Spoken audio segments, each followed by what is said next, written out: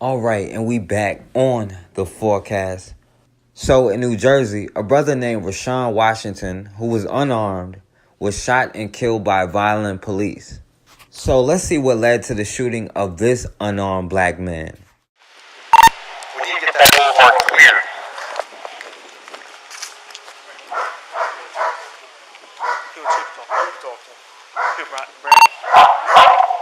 I need someone to get that boulevard cleared. Get the pedestrians and bystanders out of the way. What's the problem, man? Come on, talk to me. Forget about everyone else. What's going on? What's going on, my man? Get out of there. Get out. Oh, my God. He said he's got a bomb. Get back. Get back.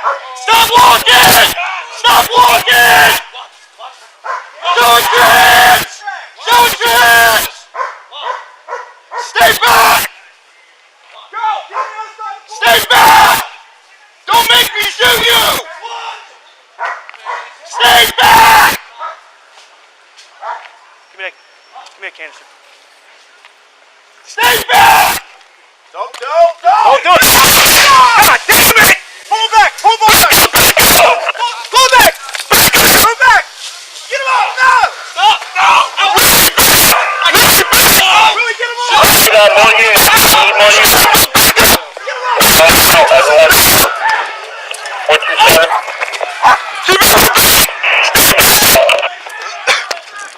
248. Shots fired. Shots fired. Have EMS move in immediately. Shots fired. Shots fired. Copy. More units. Shots fired. EMS is rolling in. For him to get shot like this, killed like this, is unexplainable. Now at 10, a neighborhood in shock after police shoot and kill a man. What neighbors saw just moments before officers opened fire. Good evening, I'm Greg Argos. Natasha Brown is off tonight. The standoff between the man and police in South Jersey lasted a few minutes, and the entire ordeal was posted live on Facebook as it unfolded. Eyewitness News reporter Alicia Nieves is live at the scene in Vineland with the latest. Good evening, Alicia.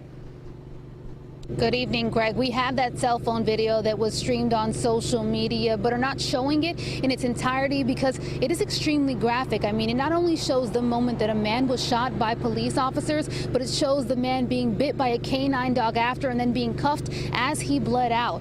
People in this community who witnessed this ordeal are upset and now questioning local police, asking why officers didn't use a taser or mace or some other means to subdue this man safely.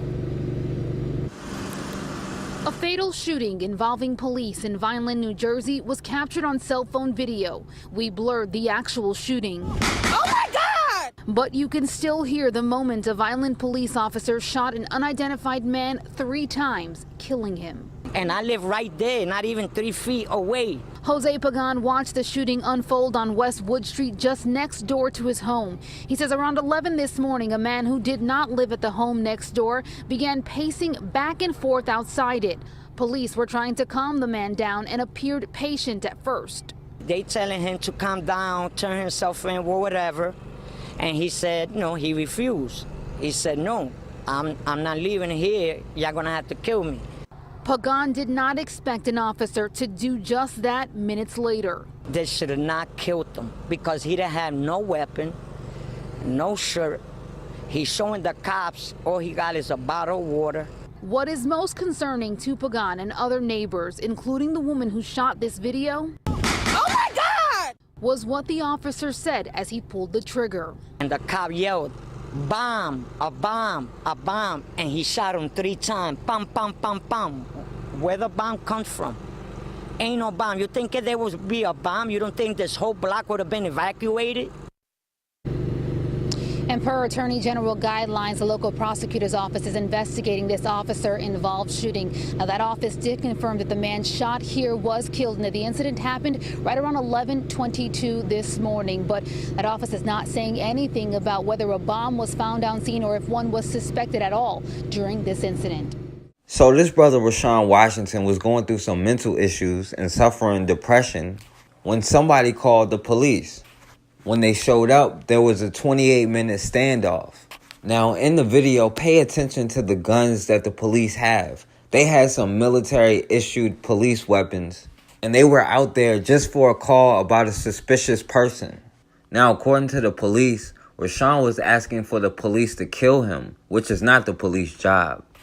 They aren't supposed to grant death wishes. They're supposed to talk you out of trying to commit suicide. Now, this man didn't have on a shirt, and you can clearly see he was unarmed, even though the police said they found some garden shears wrapped up in his shirt. But all the witnesses said he only had a water bottle, and he showed the cops he had a water bottle. And then out of nowhere, a cop yells bomb, and they started to open fire. And his brother Rashaun Washington got shot 3 times. They said they thought he had a bomb wrapped up in his shirt. But when's the last time you seen a black man with a bomb? The only times you really hear about black people and bombs is when we're being bombed. But then after they shot him 3 times and he dropped to the ground, they sent a dog to attack him and then pepper sprayed him. The police said they released the dogs to immobilize him after they shot him 3 times. And this goes back to that myth about how they think we're extraordinary and regular bullets can't kill us. It's that whole Negro cocaine fiend thing they used to talk about. And it's because they realize our power and who we are. It's because they fear us. And they believe that bullets can't drop us. And after hundreds of years of our blood being shed, you would think that they would know by now that is not true. They're experts at murdering us, but they still believe this myth. And with Rashaun Washington, they went the opposite of how they were trained to use force. And as he was laying on the ground bleeding out from all of his wounds, they then handcuffed him and left him to die. Now this cop gets his paid vacation while his family and people out there protesting, demanding answers. But we just have to wait for the police to investigate themselves while we beg for justice. Family members of a man shot to death by a Vineland police officer demand officials do a thorough investigation of the incident, which was captured on cell phone video. Eyewitness News reporter Alicia Nieves is live in Bridgeton at the Cumberland County Prosecutor's Office. Alicia, what's the latest? Well, just the Cumberland County Prosecutor's Office just announced a little while ago that the officer who pulled the trigger, shot and killed the black man in Vineland, that officer has been put on paid administrative leave while this office investigates whether the shooting was justified or not. The Cumberland County Prosecutor's Office is investigating this deadly shooting captured on cell phone video. It shows a Vineland police officer pulling the trigger, shooting a black man 3 times, killing him. Witnesses on West Wood Street on Saturday say the man was clearly unarmed. Tonight, the family of Rashaun Washington, the man shot and killed by police, are begging prosecutors to do a thorough investigation. Please do not push this case to the side and be as though it was an officer, let it go. We need justification for Rashaun. The family says this video shows that officers could have used less deadly force to subdue Washington, who was pacing outside of a home. Like, y'all could have shot him in his leg and take him down and handcuff anything. Y'all do not have to do what y'all did. Rashaun Washington's family acknowledges that he did have an outstanding warrant in Camden County, but they are asking the prosecutor's office and the public to not use that to justify this shooting. I don't want to let them try to justify this by defamating his character, because my brother was a very good person. Everybody make mistakes. There has been at least one march and protest at the Vineland Police Department. The family is planning another one this Thursday. Anybody that can come out and support us, please come out. We need justice for my brother, please. It's not right what these police is doing to us. It's not right.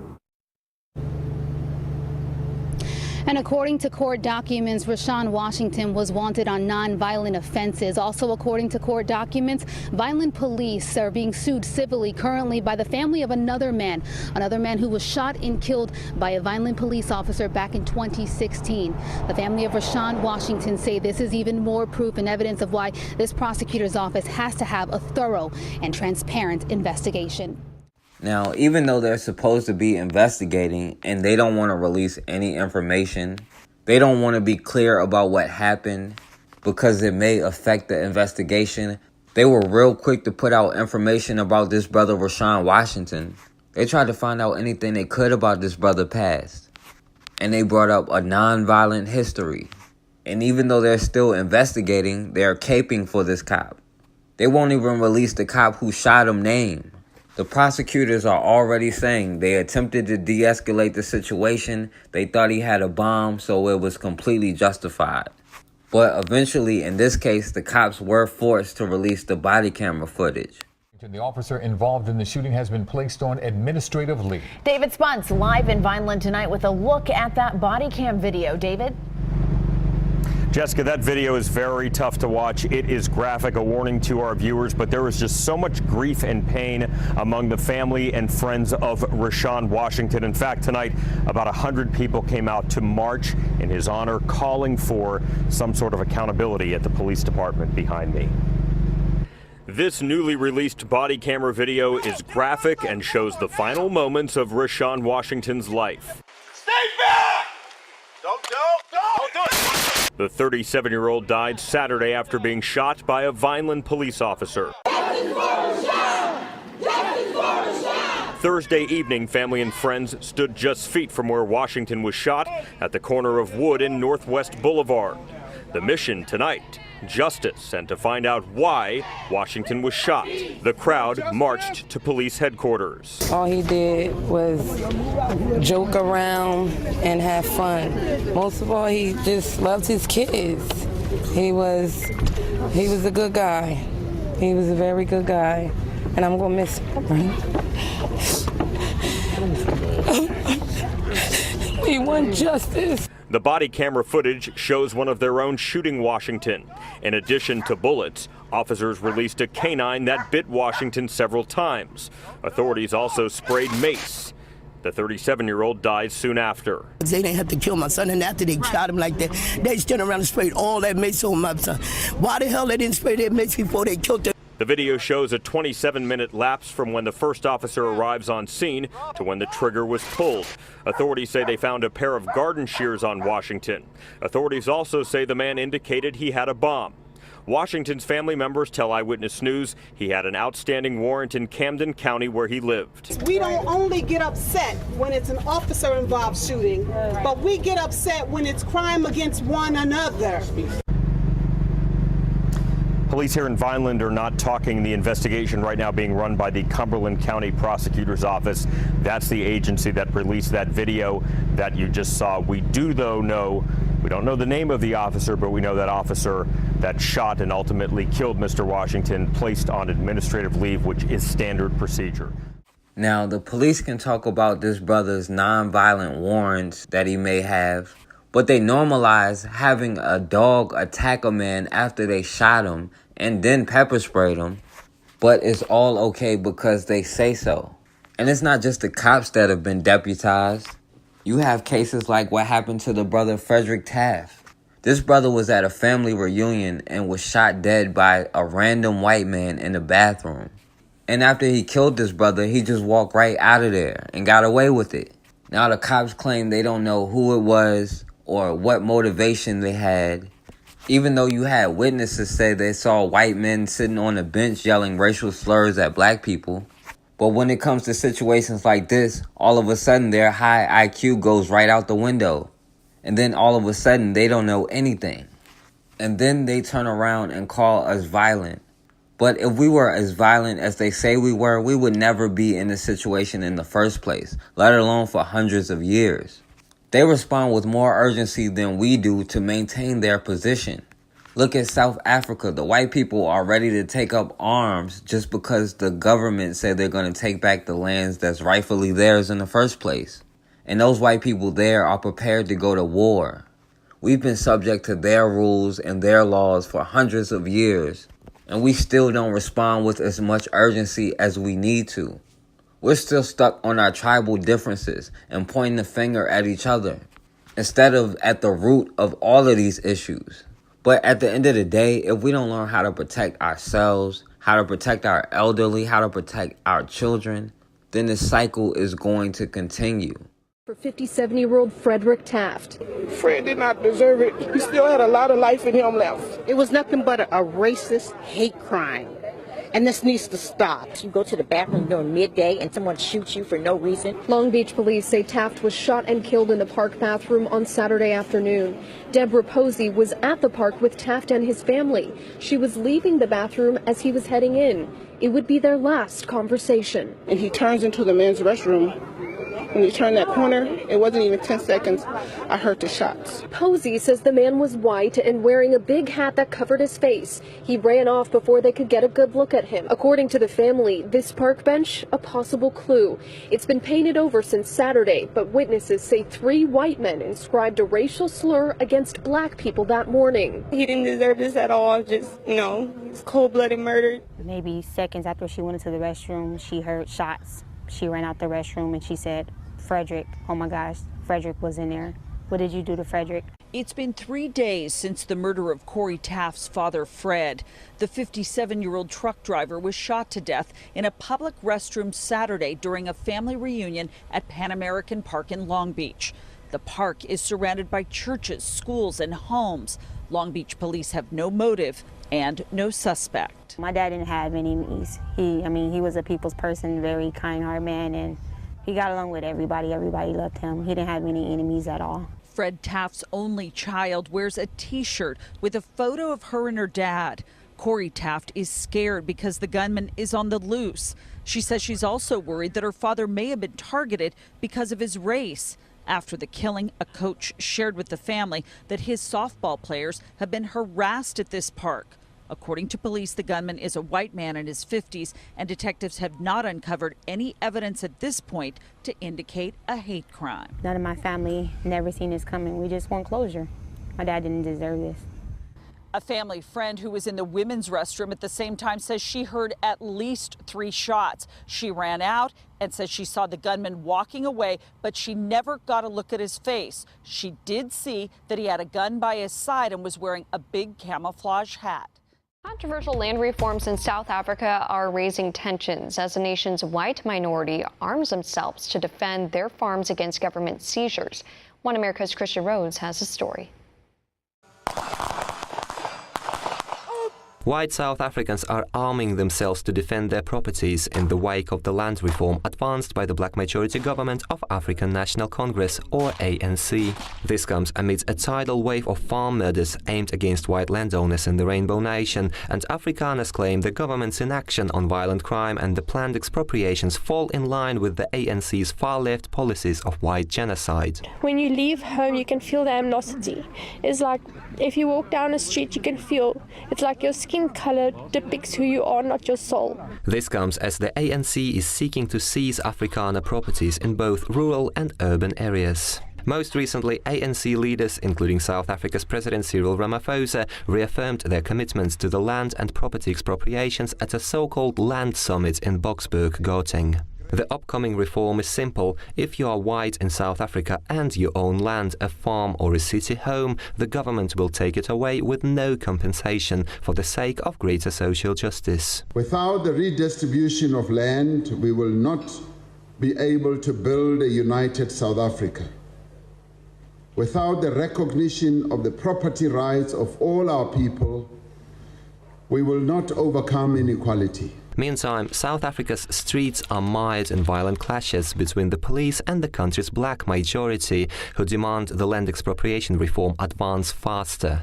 Left-wing radicals claim European settlers stole their land hundreds of years ago, despite back in the 17th century South Africa was a sparsely populated desert, whilst the Rainbow Nation's black majority formed as a result of mass migration from tropical Africa in the late 19th century. There are 3 main reasons or 3 main methods in which white people acquired land in South Africa.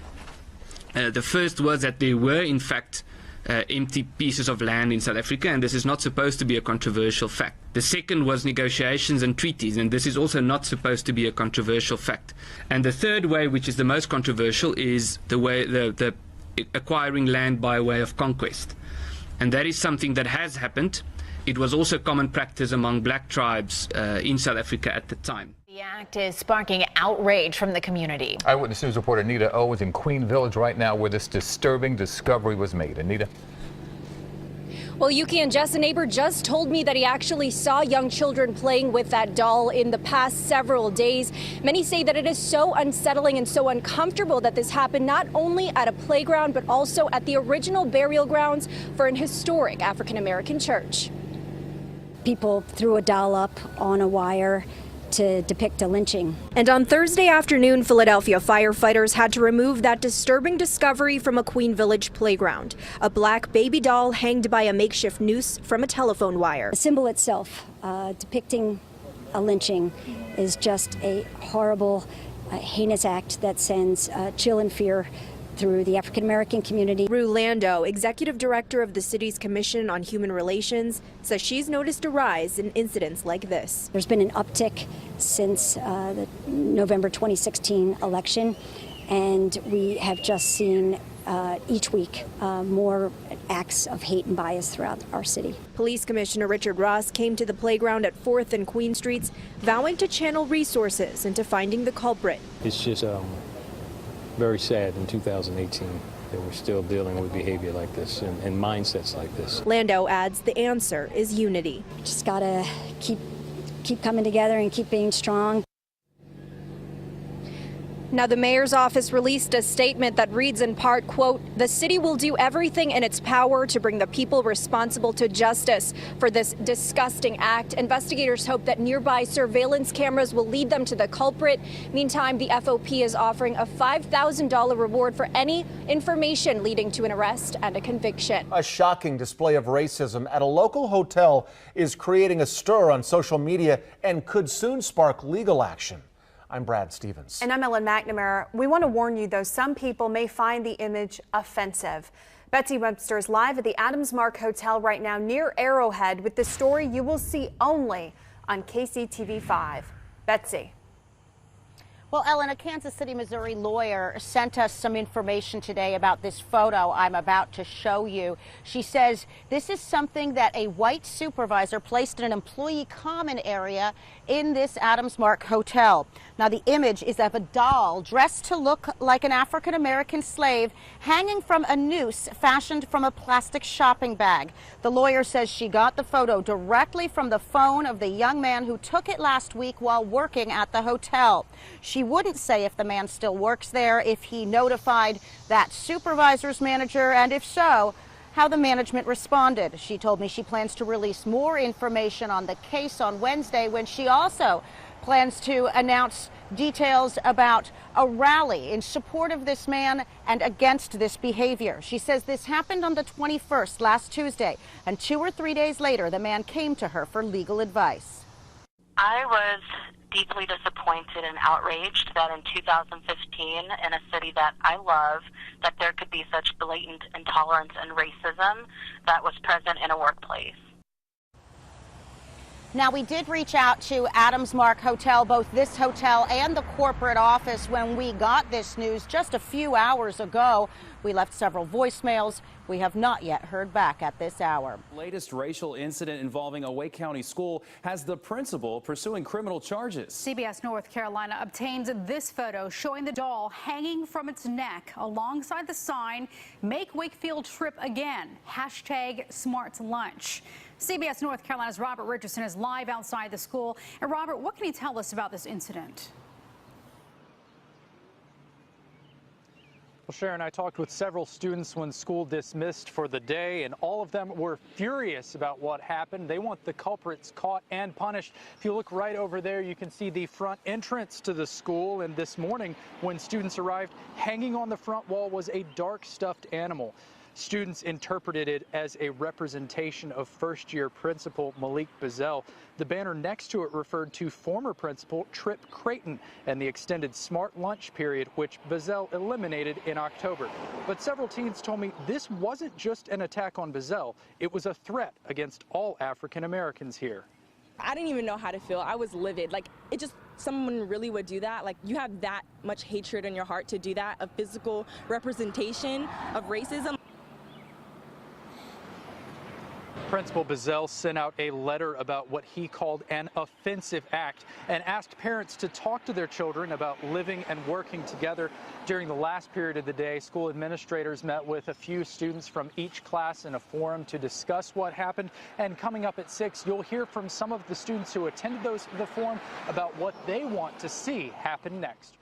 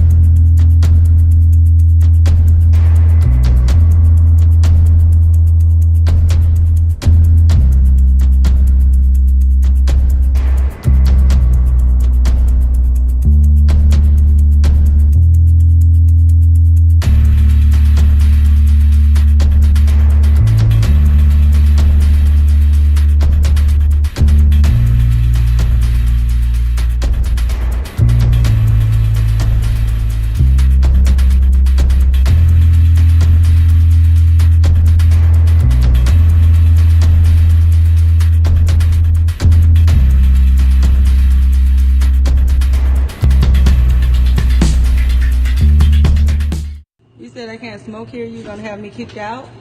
That's what you said? They will have you evicted for smoking on the property. They will? I'll be recording it, and I'm gonna let Jessica and everybody else know in the office. Okay, are you racist? Because I think you are. You just came out here harassing me for no reason. For smoking on the property? You just smoking cigarettes? Oh, okay. You can't smoke cigarettes out here. Cigarettes. Oh, okay.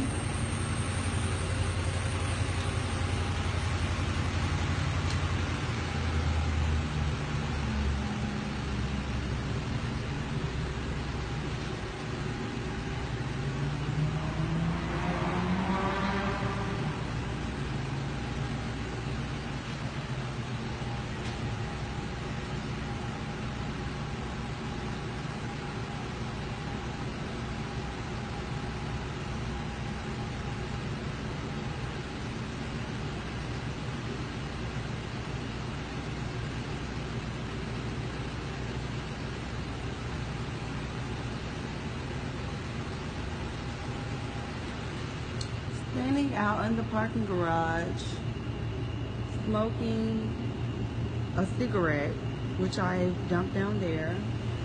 Just got home.